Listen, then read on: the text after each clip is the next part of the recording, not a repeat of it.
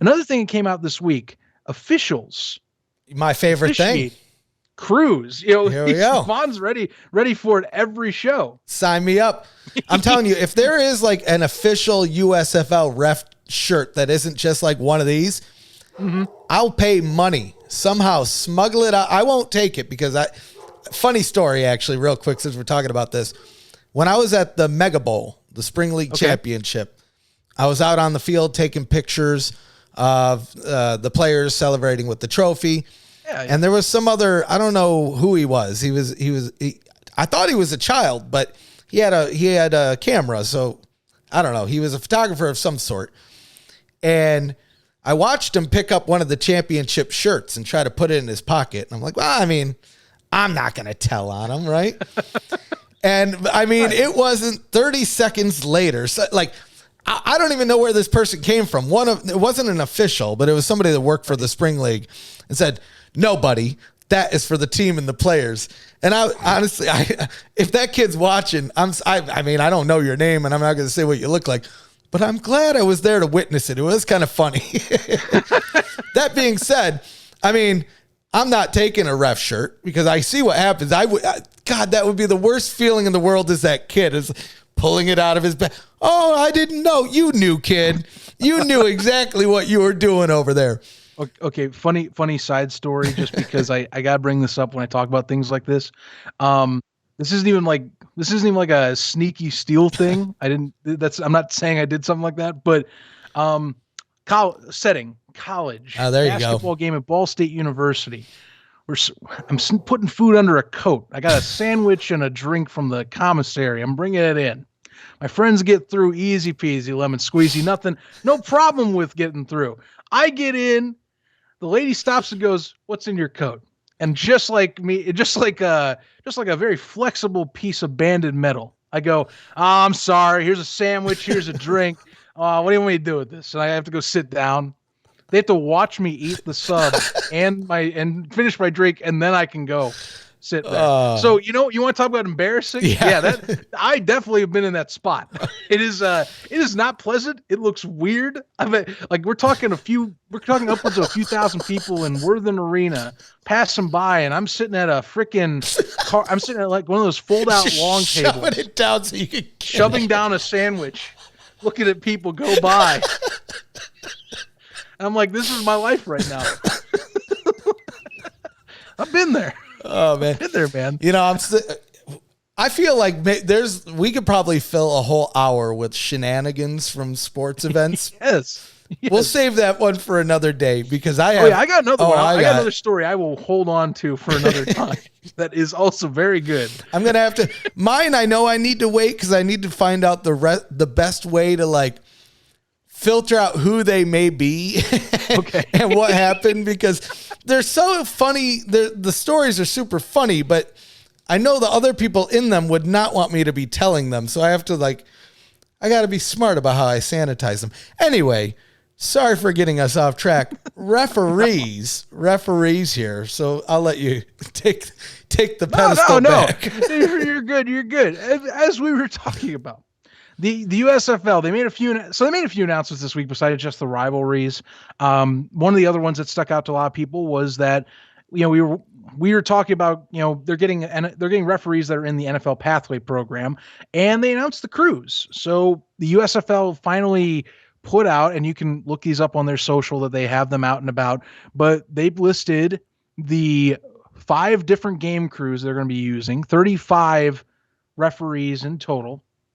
32. Yeah, sorry. 32 of them being in that pathway program that I was mentioning earlier.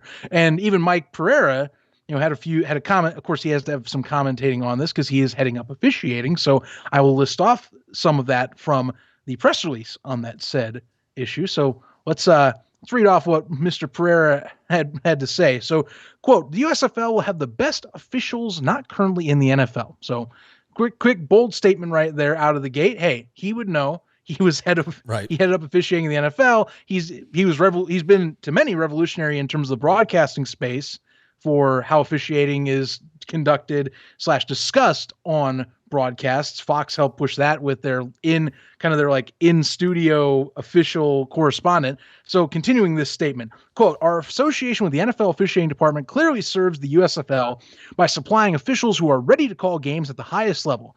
And it also benefits the NFL by providing professional game experience for those who are just a step away from working Sundays in the fall. He even goes on to say, in fact, I expect several officials calling USFL games this spring to officiate in the NFL late this year. So the confidence, very high. The quality he expects out of this, very high. Mm-hmm. Something you would expect as a fan, something that I think people hold to a high standard when they want to see a new football league coming from an NFL stance. They want officiating to be at a high level. Absolutely. Seeing sloppy officiating play is a massive turnoff for diehard fans. That's a lot of confidence you're putting back there. It's a guy that knows his stuff and has been through the ringer. He's still very involved in the scene, of course. I mean, high standard, high pedigree has to be put here. But I mean, and these aren't referees that are just popping up out of nowhere. I mean, they're reffing in collegiate levels, right? And we're talking like exactly Big Ten, Pac-12, all that good stuff, right? They're all the Power Fives, right? All the big ones are there. And I mean, realistically, we talked about it before about how spring leagues are an opportunity for players. They're also an opportunity for coaches, but I mean, let's not forget they're an opportunity for officials as well, referees that, I mean, want to move up, want to be in those bigger games. I mean, and this is at least one of those new pathways there. Now, I will say it is interesting because if we go back, rewind a little bit, a couple weeks ago to the XFL's big announcement about partnership, they're partnering with the NFL. Right. I mean, a big part of it was around safety, officiating, and then maybe some other things down the line like international scouting and so on and so forth. Now, I don't know. Does this lessen the XFL's announcement? I mean, I don't think it hurts either of them. I mean, it's good for both of them. But I'm curious what you're thinking. Again, I don't think that it hurts either, but does it lessen the impact of the XFL's announcement? I don't know if it fully lessens. I think that what we're getting is that the NFL wants to be hands off and seeing something else succeed. It is very much it's considered the gatekeeper of the sport. It's the big imposing figure of football. It's really the only league that, besides if you don't look at college football, it's the only professional league that really stands on 2 feet and towers over everyone else. And so it kind of goes there and goes, hey, you know what? We want to see one of these stick around because, we've tried the spring and alternative scene, results mixed, and we don't want to directly be involved in spending on that. But if you can make something work and we can work with you, we'd love to see it. So I think what they're doing is they're looking at, and some of these are of course friendly connections, like Fox Sports. They've had a great connection with the NFL since they really stepped in the scene in the 90s. Right. And took the NFC's package. They swooped from under CBS's own wings for crying out loud. That was a big deal back in the day. Fox has held on to that tight, and they've been tops in ratings for most of those years in terms of NFL games, on a standard Sunday broadcasting. So, they have good relationships there. I think that Fox kind of goes, all right, we can get a lot of lessons from our buddies over the NFL. We're not stepping on their toes. Mm-hmm. And the NFL looks at that and goes, well, they've been great partners, so we can give them those tidbits, and that's a good relationship. And if one of these leagues or both, the best case scenario works, if both or one stays, the NFL has a league that many coaches have been hoping stays around, a league where players, other coaching members that are in that community can go and hopefully get a position and grow professionally in a pro setting outside of just the NFL. Mm-hmm. That's what the whole goal is outside. It's just that the NFL hasn't, since NFL Europe went under in 2007, it hasn't wanted to get its hands dirty in there. Right. And so now it's kind of indirectly nudging, saying, here you go. I hope you stay. I hope this works. If it does, it makes the sport better. We just don't want to get invested because we don't want those losses again. No, it is because that's how they did it last time. You can definitely see there is a difference in thinking from the NFL this time around, right? They're not maybe directly getting invested, but now we've heard at least from two instances, one from the XFL, and then it was just CEO of Fox earlier this week, Lachlan Murdoch mentioned during a conference that the NFL is assisting and even looking for ways to help them be a success, working with the rule books like we kind of mentioned earlier. Right. So, I mean, realistically, one of these leagues or both of these leagues surviving is only good for the NFL because, I mean, it keeps football in the minds of people during the off season and really ramps right into that, you know, as you're going into that preseason, gives you a little break, a little buffer, going to the preseason, go into your season, bing, bang, boom. And I mean, all content is good content. Realistically, don't tell me that NFL scouts aren't going to be looking at footage of these leagues and using it. It's just more footage for them to get for players and whatnot. Well, is that not what the NFL wants anyways, to be able to say, hey, we're the face. So like our sport is the face of the sporting world and is taking up that much oxygen in North America all the time. So yeah, that's another thing that they get, like you're talking. The USFL, the XFL, whoever sticks around and they help, you know, it gets to keep that cycle generated for them. I mean, we're talking free agency right now.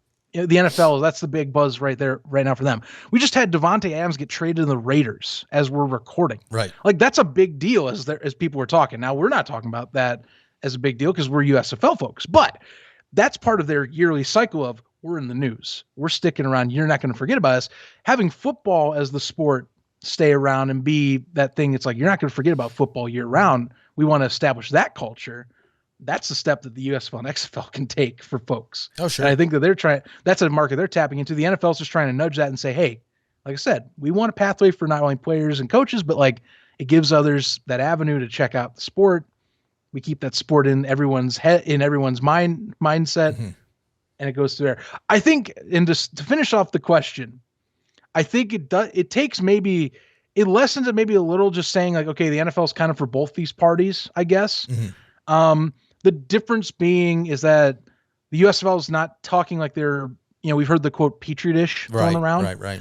They're not saying they're a Petri dish. You know, the NFL is helping them with some aspects. They just aren't going as far as, okay, we're going to let the NFL directly tinker more. So like, okay, maybe they have the NFL behind the scenes with a few of the niche rules, but it's not like that you have the NFL go, okay, try this out. Right. You know, or that's what it's being implied. Like the XFL said, like, okay, go try this for us. That's not what I'm really hearing. Like, it's more like one's going the other, like asking for help on its homework is what I'm getting when I hear that. Right. You know, what can I do to answer question 12? Well, we did this and it worked. All right, sure. Maybe we'll alter that or something. You know, that's how I look at it with the USFL and the NFL's little discussions and collaborations, if you will, that Fox is elaborating. Well, I mean, you brought up the big point. The fact that Fox has a very good and tight relationship with the NFL is only a good thing. I mean, it'd be very strange if the NFL was opposed to the USFL just because of that relationship. I mean, they're broadcast partners and one of the largest, for crying out loud, right? But one thing that I do hope that we see, just to kind of circle it back to the officials, and I brought this up before, but I'll bring it up again for maybe some of the new listeners that haven't been following along for all the other episodes.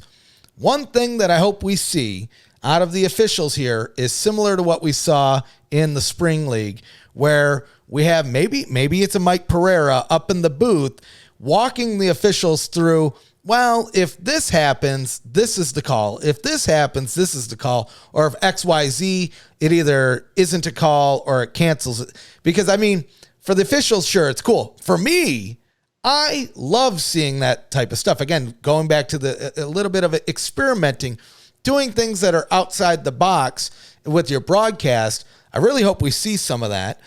Needless to say, I am looking forward to seeing how many of these 32 that are in this pipeline project do end up in the NFL this following season. Because if it's a substantial number, I mean, even if it's 5, I mean, that to me is a win, right? That you got some extra exposure. You maybe got your name known in that officiating world and moved up. But I mean, if it's more significant than that, I mean, it's going to draw the attention of the NFL and say, well, gee, if it worked for that, I wonder if it would work for this too. Maybe not players, maybe not coaches, but I mean, there's a lot of jobs and positions in any professional sports league, but football especially, that aren't somebody that you would see on or off the field. Yeah. Right. And so I think there's a lot of opportunities there if this works. If you brought up the big one, if the officiating is solid, because I mean, there's one thing that fans won't tolerate, and it's a bad call.